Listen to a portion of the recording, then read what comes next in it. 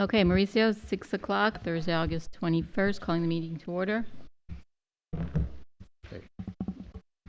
Commissioner Joseph, Present. Commissioner Stuyvesant, Here. Commissioner Vizcarra, Here. Vice Mayor Lama, Here. Mayor Svechin, Here. all members present now. Okay. So this meeting is the local planning agency meeting, and it's to, excuse me one second. It's to discuss an ordinance amending the land development regulations regarding setback encroachments and residential fences. All right, Amy?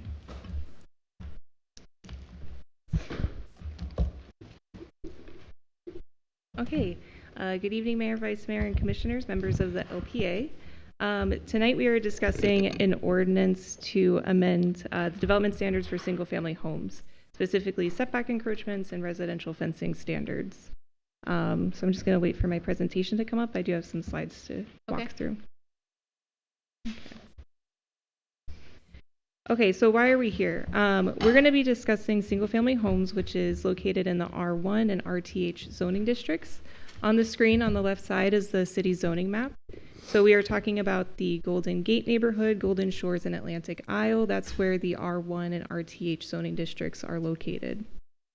Currently, the zoning standards are unclear when it comes to setback encroachments, and the residential fencing standards also need to be clarified. The current code causes confusion for builders, for homeowners, and it has led to inconsistent applications throughout the years. So the goal is to adopt clear regulations so that everyone that I just mentioned can be on the same page and the regulations can be applied fairly and consistently. So this is the definition of a yard or setback. Those two terms are interchangeable. It's an open area between a building and a parcel, lot, or street easement right-of-way line. This area shall be unoccupied and unobstructed from the ground upward, except for permitted encroachments otherwise allowed in these land development regulations. So the land development regulations already does allow a few different types of setback encroachments. Those things are like pools, gazebos, screen enclosures, driveways, fences, and walls. So before I get into what I want to add to those setback encroachments, on the screen on the left side is a very typical lot that we have in Golden Shores for single-family homes. This is an R1 lot. It's 7,500 square feet in size, and it has 75 feet of street frontage. So this is the property line. And in the R1 zoning district, we require a 25-foot setback for the front yard from the front property line, a 15-foot setback in the rear yard, and 7.5-foot setbacks on the side. So what's left in that white area is your buildable area for your principal structure. Everything that would be located in the blue areas is considered a setback encroachment. So again, why do we want to regulate the setback encroachments? Because we have really small lots in Sunny Isles Beach for single-family homes, this is really to protect neighboring properties from conflicts, such as shade, noise, and privacy concerns. And we also want to maintain neighborhood character. We don't want a lot of encroachments into the setbacks that will visually impair the residential character. Okay, so getting into the specific setbacks that this ordinance proposes. So for roof overhangs, eyebrows, and awnings, currently there's no standards in the zoning code, so they're not allowed to encroach into the setbacks. However, there's a lot of benefits to these to roof overhangs and eyebrows. It protects the structure from the elements. It helps keep the home cool, and they're typically located over the windows and doors. So what we're proposing is to allow roof overhangs, eyebrows, and awnings to encroach into the setbacks with a maximum of 20%. So this would be a 5-foot projection, or if the setback is 7.5 feet or less, then the maximum encroachment would be 2 feet.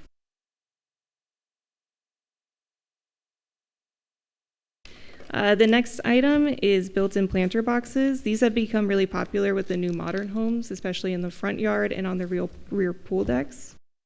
There are currently no regulations, so we want to introduce the standard of allowing an encroachment up to 25% of the yard area and to a maximum height of the finished floor elevation of the home.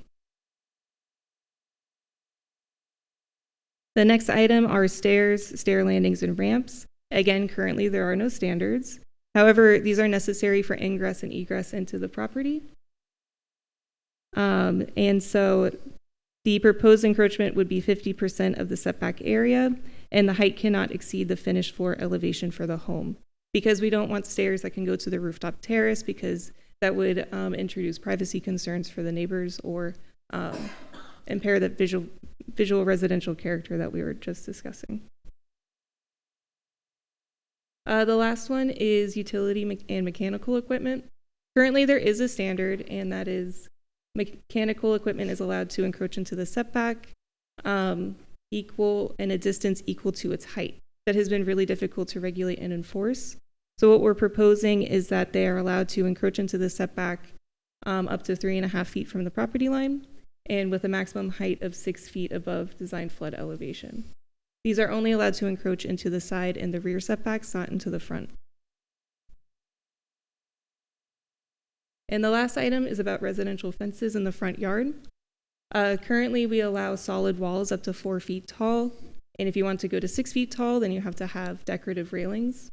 So we are proposing to clarify that the pickets for the decorative railings need to be a minimum of 3 inches apart and a maximum of 4 inches. And that aligns with the Florida Building Code. And we are also proposing to allow decorative columns, which is in that first picture on the top. Maximum height of 6 feet, maximum width of 2 feet. And you can have 1 column per 10 feet of street frontage. So with that, that's my presentation. I'm happy to answer any questions from the commission. Okay. Mauricio, do we have any speakers? No, ma'am. Okay, who would like to go first? If anyone has any questions? No questions. No? I have just the one question about the roofs and overhangs. Are we? I don't know that this is necessarily a concern, but does it address the placement of the overhangs and was it eyebrows? Yep, eyebrows. Does it address the placement of that, or we're just concerned with how far they encroach into? So those are elements that are attached to the principal structure. And so what we're proposing is to allow them into the front, side, or rear setback. And up to 20% of the setback. So we're allowing them to go into the setback. I understand. I was just wondering if it's addressed at all. And again, I don't know if it's an issue, like where on the structure these elements are. Oh, I see, like on the first floor or second floor. Yeah. Anywhere on the structure. So any eyebrow, so even if it's on the second floor above a window, it can project into the setback. Okay. That was my question. Thank you. Okay. No more? Mauricio, So motion. I'll make a motion. you need a second? Second. All in favor? Aye. Aye. Thank you. So the recommendation will be made to the city commission At 6:30. at 6:30. All right, so this was fast, 6:08.